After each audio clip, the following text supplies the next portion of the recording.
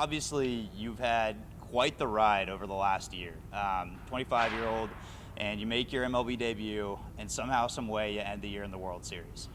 I know it's a lot, and it's a loaded question, but looking back on this year, you know, your key takeaways of getting to the World Series, what allowed you from the off season to the World Series to get to that point?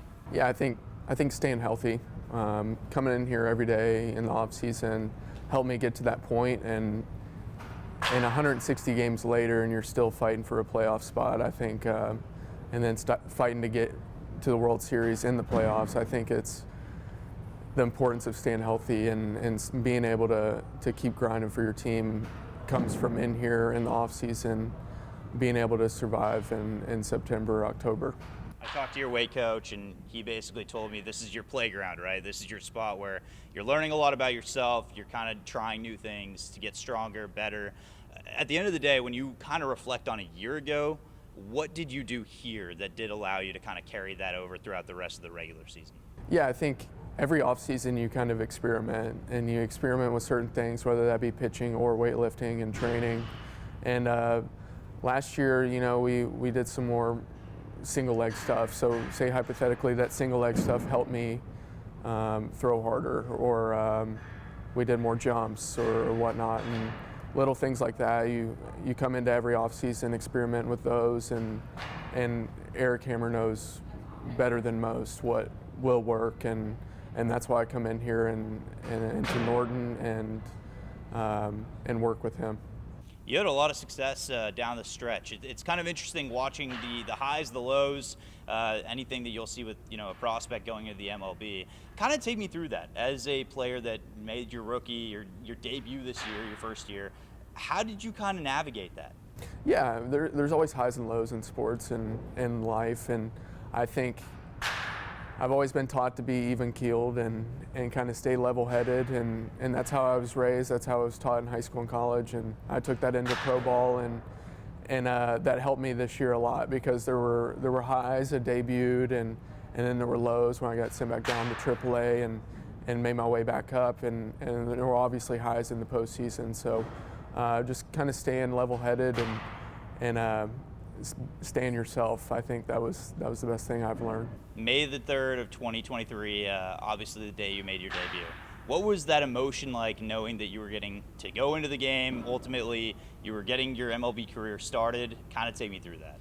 Yeah, that was a special day. I think it was kind of hectic getting the family there on short notice, but at the end of the day, you look back and those are the days that you'll remember forever, and I'm very grateful for that day, and it feels like yesterday, but looking back on it, I'm sure there's things that I forgot about and things that I didn't notice, but it was pretty cool in the World Series that we went back to Texas, and it was kind of like a full circle, so that was special. Let's go right to that then. You led me into the perfect point right there, which is you pitched in the World Series as a rookie. Obviously, a lot of eyes were on you at that point, from here in Louisville and across the entire country and world. To be able to pitch on that stage, I mean, did that ever occur to you, you know, while you were on the hill, man, I'm in the World Series right now, or did you have to kind of push that emotion, if you will, to the side at that time?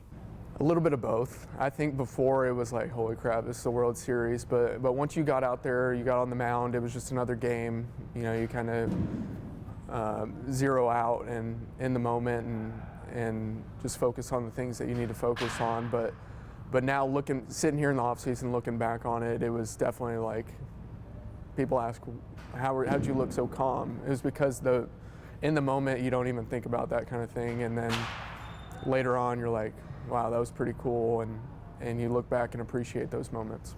You're now here once again, off season, trying to get back to where you just were. What are you doing here now, maybe that's different, or are you doing anything different as you try to prepare to go back into the regular season, and obviously with the goal of getting back to the Fall Classic?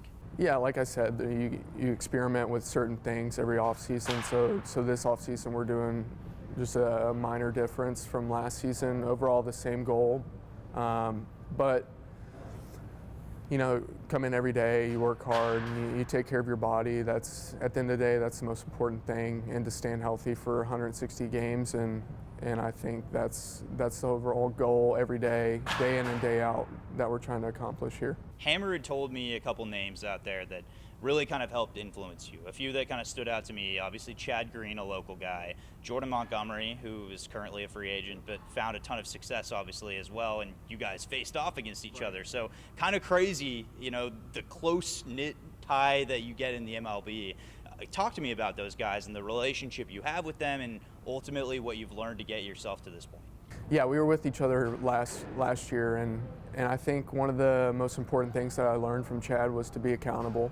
And because I got drafted, I didn't really know how it worked in the off season, and I came in here and I just followed Chad around basically, and I was like, I'm going to learn from this guy because he's been doing it, and that was a game changer for me, to be honest, and a game changer for other guys, I'm sure, to down the road, and having him and Jordan to kind of hang out with and work out together and throw and stuff, it was special, and I think that helped me take it to the next step.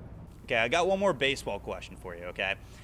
The fact that you pitched in the World Series, a lot of people are going to talk about that, but just to even be at this level, 25 years old, you're kind of on a really high ascension at this point, I think a lot of people would say, but assess it for yourself right now. Kind of take me through, where are you at in your career, and where do you see yourself going from this point after having such a high at the end of the year? Yeah, I think everybody wants to keep ascending, and I think that's our goal, and I think every year, every off season, we try to accomplish that goal and do better than the last season, whether that be good or bad. So I think ascending is definitely the goal, but kind of just staying where we're at last year and riding that momentum into next year, I think that's going to be the key. Okay, Brandon, so we're back in Louisville. Is there a place that you go to, or what is the spot for Brandon Pfaadt when he gets to Louisville? Is there a place you eat at, a place you go? What is it about this place? Yeah, I think I'm going to shout out Agave and Rye. I think, great spot.